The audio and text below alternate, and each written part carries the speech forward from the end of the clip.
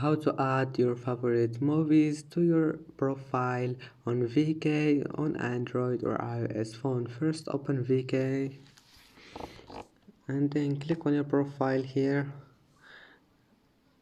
and now click these 3 points and then click edit profile. Scroll down, click interests, and once you're here scroll down, and if you find here favorite movies, click on it and then type here your movies and then save it. I hope that can help you.